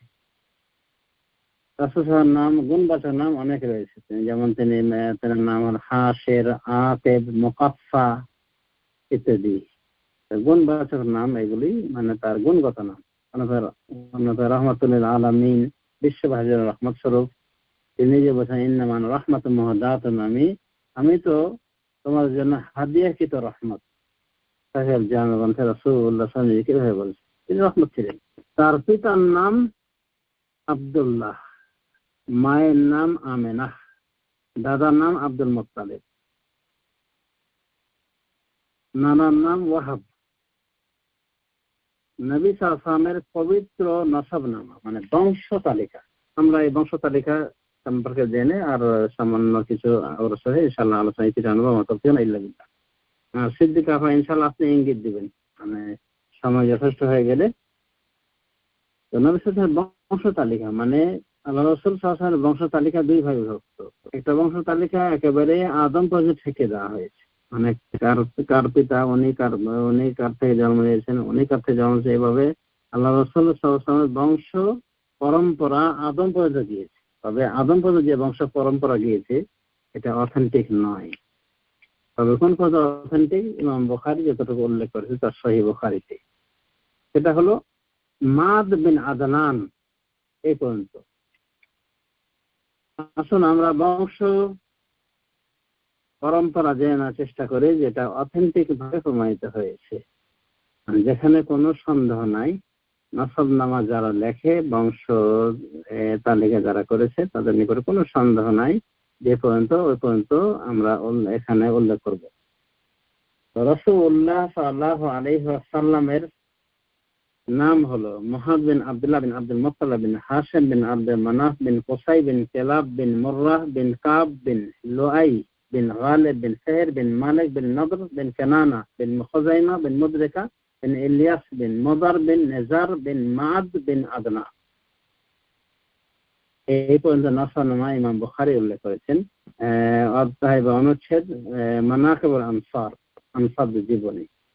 বাবু মাবআসিন নবী সাল্লাল্লাহু আলাইহি ওয়াসাল্লাম, নবী সাল্লাল্লাহু আলাইহি ওয়াসাল্লামের বেসাত বিষয়ে, মানে নবী হিসেবে প্রেরণ বিষয়ের অধ্যায় বা অনুচ্ছেদ। তাহলে আমরা বুঝতে পারলাম যে রাসূলুল্লাহ সাল্লাল্লাহু আলাইহি ওয়াসাল্লামের নসবনামা এই পর্যন্ত শুদ্ধ রয়েছে। এটা অনেকে মুখস্থ করে নিয়ে রেখেছেন। মুখস্থ করে নেওয়াটা ভালো, আমার মুখস্থ আছে প্রায়, তো অনেক দিনের কারণে একটু আগা পিছু হতে পারে। তো বাংলাতে আবারও বলি, হয়তো আরবি বলেছিলাম, কাছাকাছি ওটা আমি রিপিট করতেছি। মুহাম্মদ বিন আব্দুল্লাহ বিন আব্দুল মুত্তালিব বিন হাশিম বিন আব্দুল মানাফ বিন কুসাই বিন কিলাব বিন মুররাহ বিন কাব বিন লুআই বিন গালিব বিন ফিহর বিন মালিক বিন নদর বিন কানানা বিন খুজাইমা বিন মুদরিকা বিন ইলিয়াস বিন মুদার বিন নেজার বিন মাদ বিন আদনান। আমরা বিন মানে কি? বিন মানে সন্তান। মোহাম্মদ বিন আব্দুল্লাহ মানে আব্দুল্লাহ পুত্র মোহাম্মদ। আর আব্দুল্লাহ কার পুত্র? আব্দুল মুতালিবের পুত্র। আব্দুল মুতালিব কার পুত্র? হাশিমের পুত্র। হাসেম কার পুত্র? আব্দুল মান্নাফের পুত্র। আব্দুল মান্নাফ কার পুত্র? কোসাইয়ের পুত্র। কোসাই কার পুত্র? কেলাবের পুত্র। কেলাব কার পুত্র? মুর্রার পুত্র। মুর্রার কার পুত্র? কাব বিন মালিকের পুত্র। কাব বিন কাব কাবকে লুয়াই বিন গালেবের পুত্র। লুয়াই বিন গালেবকে তিনি ফিহিরের পুত্র। ফিহির হলো পুত্র মালিকের। মালিক কার পুত্র? নজর বিন কেনানা। কেনানা কার পুত্র? খজাইমার পুত্র। খজাইমা কার পুত্র? মুগিরা বিন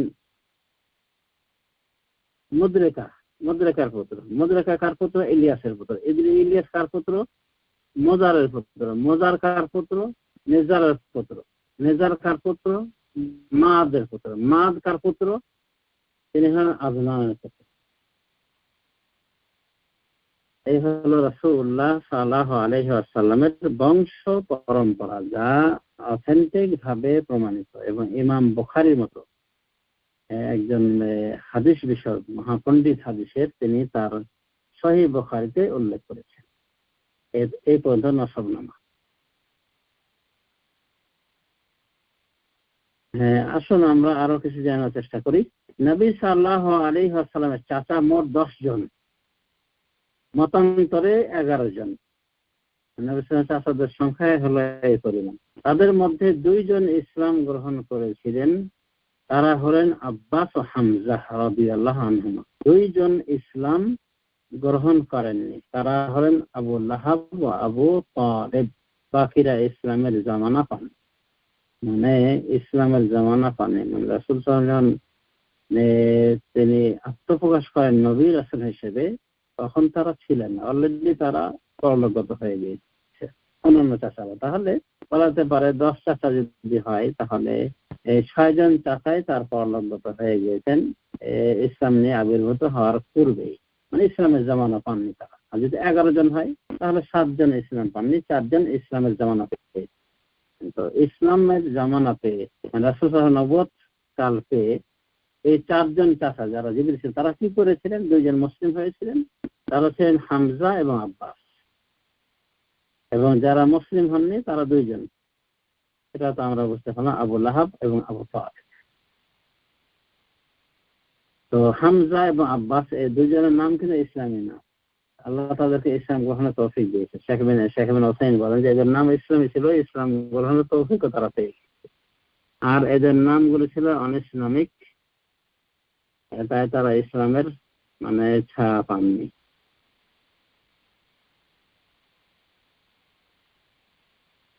বাকিরা ইসলাম পাননি, বরং তার পূর্বেই তারা মারা গিয়েছিলেন বলে সমাজে প্রসিদ্ধ। তার ফুফুমা ছিলেন 5 জন, মানে ফুফু ছিলেন রাসূল সাল্লাল্লাহু আলাইহি ওয়াসাল্লামের কয়জন? 5 জন, মতান্তরে 6 জন। তবে একমত সাফিয়া রাদিয়াল্লাহু আনহা ব্যতীত অন্য কারো ইসলাম গ্রহণের কথা বিশুদ্ধ সূত্রে জানা যায় না। তাহলে আমরা কি জানতে পারলাম? এই সিরাত গ্রন্থ থেকে, সংক্ষিপ্ত সিরাত গ্রন্থ থেকে, টিকা থেকে আমরা বুঝতে পারলাম যে রাসূল সাল্লাল্লাহু আলাইহি ওয়াসাল্লাম ফুফু ছিলেন 5 জন, মতান্তরে 6 জন, কিন্তু কেউ ইসলাম গ্রহণ করেনি বা তাদের ইসলাম গ্রহণের প্রমাণ পাওয়া যায় না অথেন্টিক সোর্স থেকে। একমাত্র সাফিয়া বিনত আব্দুল মুত্তালিব সম্পর্কে পাওয়া যায় যে উনি ইসলাম গ্রহণ করেছেন। নবী সাল্লাল্লাহু আলাইহি ওয়াসাল্লামের ছেলে সন্তান মোট 3 জন, তারা হলেন কাসিম, আব্দুল্লাহ, তার উপাধি নাম হলো তাইয়্যিব তাহের। মানে আব্দুল্লাহ যার নাম, তার উপাধি নাম হলো তাইয়্যিব তাহের। তাইয়্যিব মানে কি? পবিত্র। তাহের মানে, তাইয়্যিব মানে পবিত্র, পাক তাহের মানে পবিত্র, কাছাকাছি দুটো শব্দ, মানে পাক পবিত্র। এই জন্য তাকে পাক পবিত্র উপাধি দেওয়া হয়েছে। সে ইসলামে গ্রহণ করেছিল, মানে ইসলামের জামানার পরে সে জন্মগ্রহণ করেছিল, মানে জাহেলি জামানায় নয়, বরং রাসূল সাল্লাল্লাহু আলাইহি ওয়াসাল্লাম নবুয়ত প্রাপ্তির পর তারা উনি জন্মগ্রহণ করেছে, কে? আব্দুল্লাহ। এই জন্য তাকে তাইয়্যিব তাহের বলা হয়, মানে পবিত্র, পাক। আর তৃতীয় জন হলেন ইব্রাহিম। তাহলে তার মোট 3 জন ছেলে সন্তান ছিলেন। একজনের নাম হলো কাসেম, একজনের নাম হলো আব্দুল্লাহ, যার উপাধির নাম হলো তাইয়্যিব তাহের, আর ষষ্ঠের সন্তান হলো ইব্রাহিম রাদিয়াল্লাহু আনহুম জামিয়ান। তার মেয়ে সন্তান মোট 4 জন। তারা হলেন জাইনাব, উম্মে কুলসুম, রুকাইয়া ও ফাতিমা। তাবাকাতে ইবনে সাদ 3 নম্বর খণ্ড 7 নম্বর পৃষ্ঠা, ইবনুল আসির প্রণীত উসতুল গাবা 1 নম্বর খণ্ড 10 নম্বর পৃষ্ঠা। তার সকল সন্তান সন্ততি বিবি খাদিজা রাদিয়াল্লাহু আনহা এর গর্ভে জন্মগ্রহণ করে, একমাত্র ইব্রাহিম রাদিয়াল্লাহু আনহু ব্যতীত। মানে রাসূল সাল্লাল্লাহু আলাইহি ওয়াসাল্লামের যতগুলি মেয়ে ছেলে সন্তান ছিল সবগুলি কিন্তু বিবি খাদিজার গর্ভে জন্মগ্রহণ করা। একমাত্র ইব্রাহিম তিনি ছিলেন ভিন্ন মায়ের গর্ভে জন্মগ্রহণ করেছেন। সেটা কিভাবে সেটাও বলা হয়েছে, তিনি মারিয়া কিবতিয়া নাম্নী দাসীর গর্ভে জন্মগ্রহণ করেন। তার সকল সন্তান সন্ততি তার জীবদ্দশাতে ইন্তেকাল করেছিলেন, একমাত্র ফাতেমা রাদিয়াল্লাহু আনহা ব্যতীত। তিনি নবী সাল্লাল্লাহু আলাইহি ওয়াসাল্লামের ইন্তেকালের পর 6 মাস বেঁচে ছিলেন, এরপর তিনি ইন্তেকাল করেছিলেন। তার মানে তার সমস্ত সন্তান তার জীবদ্দশাতেই বিদায় নিয়েছেন। রাসূলুল্লাহ সাল্লাল্লাহু আলাইহি ওয়াসাল্লামের সমস্ত সন্তান সন্ততি বিদায় নিয়েছেন তার জীবদ্দশাতেই, একমাত্র ফাতেমা রাদিয়াল্লাহু আনহা তিনি রাসূলুল্লাহ সাল্লাল্লাহু আলাইহি ওয়াসাল্লামের পরে 6 মাস বেঁচে ছিলেন। 6 মাস পরে উনিও কি বাবার সাথে গিয়ে মিলিত হয়েছিলেন। তো রাসূলুল্লাহ সাল্লাল্লাহু আলাইহি ওয়াসাল্লাম বংশধর বলতে ওই ফাতেমা রাদিয়াল্লাহু আনহার বংশই বাকি থেকেছিল। এছাড়া অন্যান্য অন্যান্য মেয়েদের সন্তানগুলিরও মানে তাদের স্থায়িত্ব হয়নি, তারা মারা গিয়েছিলেন, অধিকাংশ মারা গিয়েছিলেন। এক কথায় তাদের বংশ বিস্তার হয়। এই ফাতেমা রাদিয়াল্লাহু আনহা এর গর্ভে জন্মগ্রহণ করেন 2 ছেলে ও 1 মেয়ে। তারা হলেন হাসান, হোসাইন এবং উম্মে কুলসুম। হাসান হোসেন তো আমরা সবাই জানি, কিন্তু উম্মে কুলসুমের কথা অনেকে আমরা জানি না। কিন্তু সহিহ বুখারী হাদিস থেকে জানা যায় যে ওনার এটা একটা সন্তান ছিল, উম্মে কুলসুম। নবী সাল্লাল্লাহু আলাইহি ওয়াসাল্লামের বিবি ছিলেন সর্বমোট 11 জন। এটা তার সাথে খাস মুসলমানদের জন্য, তার উম্মতের জন্য শর্ত সাপেক্ষে 4 জন পর্যন্ত বিবাহ বৈধ রাখা হয়েছে, এর বেশি নয়। সে শর্ত হলো ন্যায় ইনসাফ কায়েম করতে হবে বিবিদের মাঝে, বিশেষ করে ভরণ পোষণের ক্ষেত্রে এবং তার বসবাসের জায়গা ইত্যাদির ক্ষেত্রে। কিন্তু আন্তরিকভাবে যে কোনো একজনের দিকে তার টান হতেই পারে, যেমন রাসূলুল্লাহ সাল্লাল্লাহু আলাইহি ওয়াসাল্লাম বিবি খাদিজাকে বেশি ভালোবাসতেন, আর বিবি খাদিজার পরবর্তীতে মা আয়েশা রাদিয়াল্লাহু আনহাকে বেশি ভালোবাসতেন। তবে এটা যে তিনি মালিকানা রাখেন সেটাও কিন্তু আমরা জানতে পারি। এক কথায় হৃদয়ের মালিক আল্লাহ রাব্বুল আলামিন। কিন্তু যদি কেউ বিয়ে করে একাধিক, তার অবশ্যই মানে তাকে খেয়াল করতে হবে ইনসাফ, নতুবা তার বিচার হবে কঠিন।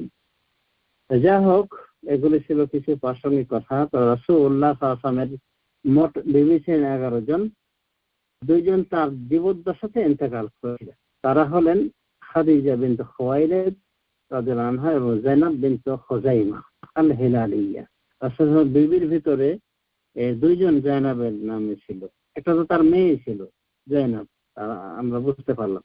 আর বিবি ছিল 2টো যায়েনাব নামে, যেমন যায়েনাব বিনত খুযাইমা আল হিলালিয়া, ইনি মারা গিয়েছেন রাসূলুল্লাহ সাল্লাল্লাহু আলাইহি ওয়াসাল্লামের আগে তার জীবদ্দশাতে।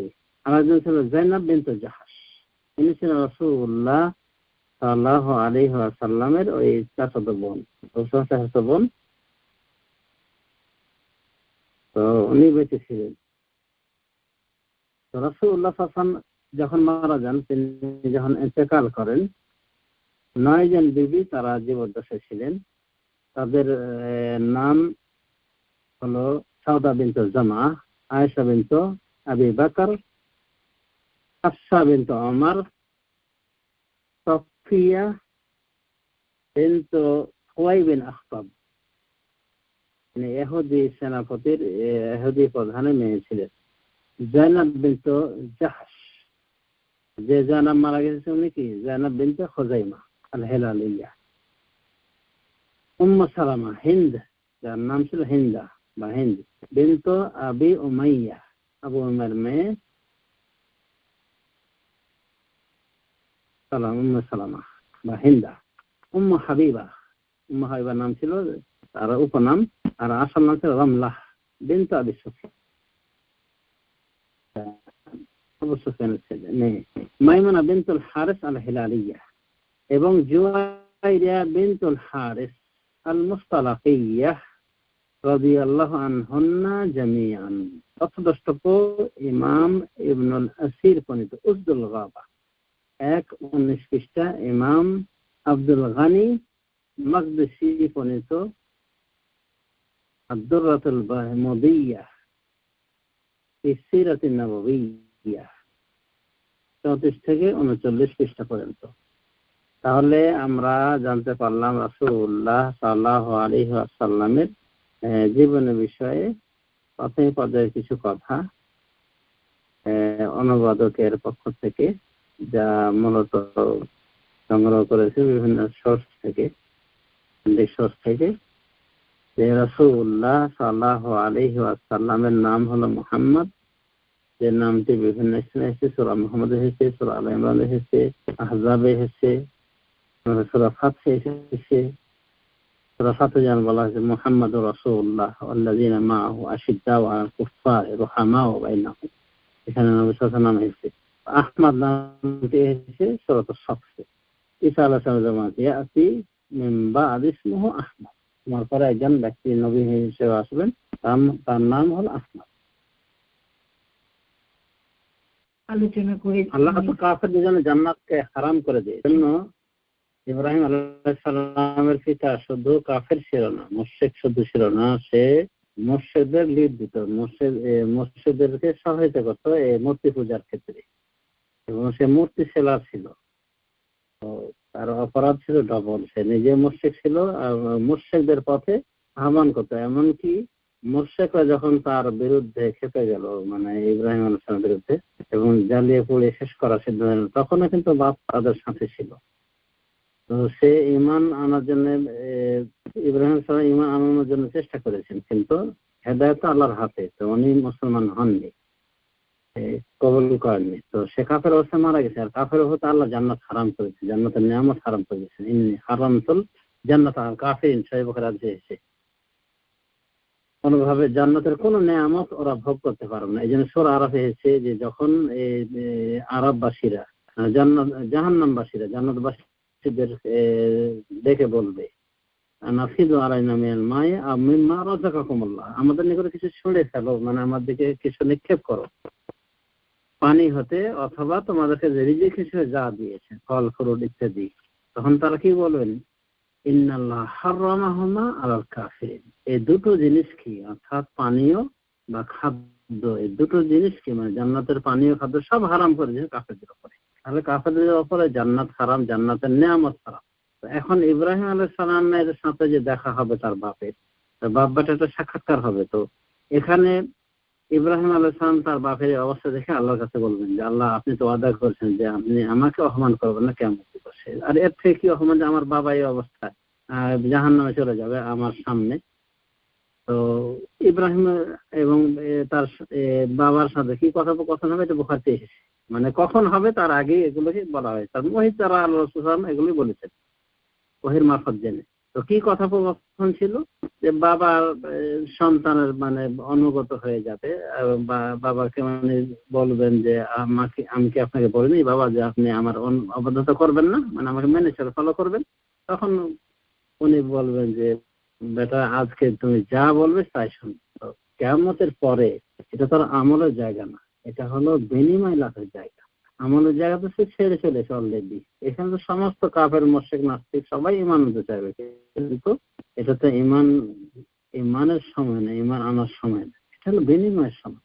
তো এখন আল্লাহ রাব্বুল আলামিনের নিকটে যখন উনি দলিল পেশ করেন এভাবে যে আল্লাহ, আপনি তো বলছেন আপনি আমাকে অপমান করবেন, এর থেকে কি অপমান যে আমার বাপ আমার সামনে জাহান্নামে যাবে। তখন আল্লাহ রাব্বুল আলামিন বলে জান্নাত হারাম করেছে ইব্রাহিম কাফের উপর। এরপরে যাতে করে উনি অপমান বোধ না করেন, এই জন্য ইব্রাহিমের শেকেল পরিবর্তন করে দিই না, সত্যি ওই আজরের, ইব্রাহিমের বাবা আজর মূর্তি পূজারী বাপের শেকেল সুরত পরিবর্তন করে দিবেন। মানে মানে ক্ষণেকের ভেতরে পরিবর্তন। মানে কথা কথা এক পর্যায়ে তাকে বলবেন যে ইব্রাহিম এখন তুমি তাকে দেখো, নিচে পায়ের দিকে তাকে দেখো, আগে দেখছেন বাবা, এখন দেখেন যে বাবা নাই, বাবা একটা মানে জন্তুতে পরিণত করে দেওয়া হয় তাকে, মোতালাক্তহীন, রক্ত মাখা একটা জন্তু, সেটাকে কেউ বসে হাইনার মতো বা অন্য কোনো জন্তু। মোট কথা একটা মানে নিকৃষ্ট একটা জন্তু, দেখতেও খারাপ, রক্ত মাখা, তার চোখের সামনে হাত পা ধরে ফেলে দেওয়া। উনি দেখবেন যে একটা জন্তু ফেলে দেওয়া হচ্ছে, তত অপমান বোধ করলেন না। কেউ যদি আরো সামনে যদি একটা জন্তুকে ফেলে দেওয়া হয়, টেনে নিয়ে যাওয়া হয়, এটা তার তো অপমানের কোনো কারণ না। ইব্রাহিম আলাইহিস সালাম বাবাকে এভাবে ফেলে দেওয়া হবে জাহান্নামে ওনার চোখের সামনে, কিন্তু সুরতটা পরিবর্তন করে দিবেন আল্লাহ রাব্বুল আলামিন, যাতে করে ইব্রাহিম আলাইহিস সালাম অপমান না বোধ করে। উনি যে বলেছেন যে আমাকে তো আপনি অপমান করবেন না, তো এর থেকে অপমান কি যে আমার চোখের সামনে আমার বাবা জাহান্নামে যাবে। তখন আল্লাহ রাব্বুল আলামিন কি করে, ওনার চোখের সামনে ওনার বাবাকে ওনার বাবার সুরতে না নিয়ে পরিবর্তন করে দিয়ে ফেলাই দেবে জাহান্নামে। যেমন ওয়ানাদা নূহুন ইবনাহু, নূহ আলাইহিস সালাম তার সন্তানকে ডাকলেন, আহ্বান করলেন, ইয়া বুনাইয়া আরকাম মা'ানা ওয়া ফি মাযিলান, ওয়ানাদা নূহুন ইবনাহু ওয়া ফি মাযিলান। নূহ আলাইহিস সালাম তার সন্তানকে ডাক দিলেন, মানে আহ্বান করলেন, এবং সে তার থেকে পৃথক ছিল, মানে নৌকাতে ওঠেনি। ইয়া বুনাইয়া আরকাম মা'ানা, হে সন্তান, হে আমার ছেলের সন্তান, আমাদের সাথে তুমি আরোহণ করো, মানে নৌকায় চলে আসো। তখন সে কি বলেছিল, আর বলেছিলেন যে নৌকাতে চলে আসো, আমাদের সাথে সওয়ার হয়ে যায় নৌকায়, ওয়ালা তাকুম মাল কাফিরিন, কাফেরদের সাথে থেকো না। তখন এই অবাধ্য সন্তান কি বলেছিল, তাআবি ইলা জাবালি ইয়াসিমুনি মিনাল মা, তাআবি ইলা জাবালি ইয়াসিমুনি মিনাল মা, অচিরে আমি পাহাড়ের নিকটে আশ্রয় নিব, যা আমাকে এই পানি থেকে, পানি পালাবন থেকে রক্ষা করবে। তখন নূহ আলাইহিস সালাম বলেন, লা আসিমাল ইয়াওমা মিন আমরিল্লাহ ইল্লা মান রাহিম, আজকের দিনে আল্লাহর এই নির্দেশ থেকে, আল্লাহর আযাব থেকে কোনো রক্ষাকারী নেই, একমাত্র আল্লাহ যাকে রহম করবে। হালা বাইনাহুল মাউজ, এবং এরপরে তরঙ্গ তাদের মাঝে অন্তরায় হয়ে গেল, বিরাট তরঙ্গমালা এসে তাদের ভিতরে অন্তরায় করেছে, মানে পিতা পুত্র আর কেউ কাউকে দেখতে পাবে। এবং সে কি যারা ডুবে যায় তাদের অন্তর্ভুক্ত হয়ে গেল। নূহ আলাইহিস সালাম এর কিছু পরে আল্লাহ রাব্বুল আলামিন বলছেন যে ওয়ানাদা নূহ রাব্বাহ, নূহ তার রবকে ডাক দিলেন। সে ডাক দেওয়ার ভাষাগুলি কি সংক্ষিপ্ত আকারে, যে হে আল্লাহ, এটা তো আমার সন্তান, ইন্নাহু ইবনি ওয়া ইন্না ওয়াদাকাল হক, আর আপনার ওয়াদা হক, ওয়া আনতা আহকামুল হাকিমিন, আর আপনি কি সব বিচারকদের প্রধান বিচারক, সব থেকে বড় বিচারকারী। তার মানে পুত্রকে যেন আল্লাহ রক্ষা করে, যেন আল্লাহর কাছে দোয়া করেছে, মানে পুত্র যেন ডুবে মারা না যায়, এই জন্য আল্লাহর কাছে নিবেদন করেছিলেন। আল্লাহ কি বলছেন, ইন্নাহু লাইসা মিন আহলিক, এ তোমার পরিবারের সদস্য নয়, ইন্নাহু আমালুন গায়রু সালিহ, এটা ভালো কাজ নয়। এটা ভালো কাজ নয় বলতে কোন দিকে গিয়েছে, ওলামাদের কেউ বলছে এটা ভালো কাজ নয়, মানে নূহ তোমার এই কাজটা ভালো না, তুমি এটা কাফের সন্তানের জন্য আমার কাছে কি করছো, মানে রিকোয়েস্ট করছো যেন আমি তাকে রক্ষা করি আমার আযাব থেকে, এটা ভালো কাজ নয়। আর একটা বর্ণনা রিওয়ায়াতে এসেছে, সেটাও অথেন্টিক, ইন্নাহু আমিলা গায়রা সালিহ, সে তো অসৎ কাম করেছে, মানে নূহ আলাইহিস সালামের ছেলের প্রতি ইঙ্গিত করে আল্লাহ বলছে সে তো অসৎ কাম করেছে, ইন্নাহু আমিলা গায়রা সালিহ, সে অসৎ কাম করেছে। এরপর আল্লাহ বলছেন, ইন্নী আইযুকা আন তাকুনা মিনাল জাহিলিন, নূহ আমি তোমাকে ওয়াজ করছি যে তুমি জাহেলদের অন্তর্ভুক্ত হবে না। এর আগে বলছেন যে তুমি এমন কিছু চাইও না আমার কাছে যেটা বিষয়ে তোমার কোনো এলেম নাই, ইন্নী আইযুকা আন তাকুনা মিনাল জাহিলিন, আমি ওয়াজ করছি যাতে তুমি জাহেলদের অন্তর্ভুক্ত না হও। তারপরে নূহ আলাইহিস সালাম আল্লাহর কাছে পানা চেয়েছিলেন, সে কথা কোরআনে এসেছে। তো নূহ আলাইহিস সালাম তার সন্তানকে বাঁচাতে পারেননি, এজন্য যে তার সন্তান ছিল কাফের। সুতরাং কোন কাফের জন্য আল্লাহর গজব আসলে আল্লাহর গজব থেকে রক্ষা পাবে না। এই বিষয়ে যদি কোনো মুমিন পিতা তার কোনো আত্মীয় সে নবী হোক, ওলি আল্লাহ হোক না কেন, আল্লাহর আযাব থেকে রেহাই পাবে। এটাই আমরা জানতে পারছি নূহ আলাইহিস সালামের এই ঘটনা থেকে। আর এখান থেকে প্রমাণ যে নূহ আলাইহিস সালামের ছেলেরা ছিল কাফের, সুস্পষ্টভাবে বলা হয়েছে। বলা তখন মাল কাফির, মানে কাফেরদের নূহ আলাইহিস সালাম বলেছিলেন যে হে সন্তান, সেনের সন্তান, তুমি আমাদের সাথে উঠে যাও নৌকায়, কাফেরদের অন্তর্ভুক্ত হয় না। মানে কাফেরদের অন্তর্ভুক্ত হয়েই কিন্তু সে নৌকাতে উঠেছে, বাপ কিন্তু বাধা দেয়নি তাকে নৌকাতে উঠতে। তবে নৌকাতে ওঠার শর্ত ছিল কি মুসলিম হয়ে উঠবে, মুসলমানরা উঠবে মানুষের ভিতরে, অন্যান্য জীবজন্তু থেকে জোড়ায় জোড়ায় উঠেছে। তো যেহেতু সে মুসলিম হয়নি, সে নৌকাতে আসেনি। তো পিতার পিতৃত্বের মায়া নিয়ে, দরদ নিয়ে কিন্তু বলেছিলেন তাকে নৌকাতে উঠতে, কিন্তু এই ছিল অবাধ্য কাফের। সে উত্তরে বলেছিল যে আমি পাহাড়ের নিকট গিয়ে আশ্রয় নিব, মানে পাহাড় আমাকে রক্ষা করে পানি। কিন্তু পাহাড়ের উপর দিয়ে পানি সব গিয়েছিল, পাহাড়ের উপরে নৌকা গিয়ে ঠেকেছিল। তাহলে আল্লাহর গজবটা মানে কত ভয়ঙ্কর প্রলয়ঙ্কর ছিল, এখান থেকে অনুমান করতে পারি। জুদি নামে একটা বিরাট পাহাড়, সে পাহাড়ে গিয়ে ওই নৌকা ঠেকেছে। তার মানে সারা পৃথিবী এই সমুদ্রের মতো এই পানি, বিশাল পানি, যে পানি আল্লাহ রাব্বুল আলামিন জমিন থেকে উঠিয়েছিলেন, আসমান থেকে বর্ষণ করেছিলেন, এরকম পানি এতটাই মানবহর ছিল, এতটাই গভীরতা ছিল যে পাহাড়ের গায়ে গিয়ে নৌকা ঠেকেছে। কতটা গভীর, এই জন্য কোন প্রাণী আর রক্ষা পায়নি ওই সময় আল্লাহর গজবে। সারা পৃথিবী একমাত্র নৌকাতে যারা ছিল তারাই রক্ষা পেয়েছে। আর ইবলিস লাইন সম্পর্কে পাওয়া যায় যে ও আগে উঠে গিয়েছে নৌকাতে। আল্লাহ পরীক্ষা, যে ইবলিসও থাকবেই, পরীক্ষা থাকবে না। তো এই হলো নূহ আলাইহিস সালামের তার ছেলের বিষয়ে কথা। তো নূহ আলাইহিস সালামের ছেলে ছিল অমুসলিম, কাফের। তার এমনকি তার বিবিও কাফের ছিল, এটা আমরা জানতে পারি এই সূরা তাহরিম থেকে। এখানে আল্লাহ রাব্বুল আলামিন দুইজন নবীর কথা উল্লেখ করেছেন, দুইজন নবীর বিবির কথা, লূত এবং নূহ আলাইহিস সালাম। তো নূহ আলাইহিস সালামের বিবিও কাফের ছিল, সন্তানও কাফের ছিল। একটা সন্তান কানআন, যার নাম বলা হয়, ইসরাঈলিয়াত পাওয়া যায়, এটা কাফের ছিল। তার মানে আমরা বুঝতে পারলাম যে যদি কেউ কাফের থাকে, তার নবী যদি ওলিও হয়, নবীও যদি হয়, কোনো কাজে আসবে না, একমাত্র নিজের আমলটাই আসবে কাজে। এই জন্য নবী সাল্লাল্লাহু আলাইহি ওয়াসাল্লাম বলছেন যে ফাতেমা সাইনি মাসে তুমি মালি আনকাজি নাফসাকে মিনান নার ফাইনি লা উগনি আনকা মিনাল শাই। ফাতেমা, তুমি মেয়ে হিসেবে আমার ধন সম্পত্তি যা ইচ্ছে চেয়ে নাও, আর নিজেকে আত্মরক্ষা করো জাহান্নাম থেকে, কারণ আমি কাল কিয়ামতের মাঠে তোমার কোনো উপকারে আসবো না, তোমার ঈমান নেই, আমি কোনো উপকারে আসতে পারবো। Subscribe to our YouTube channel, Know Tawhid First, and press the bell icon to get new video notifications.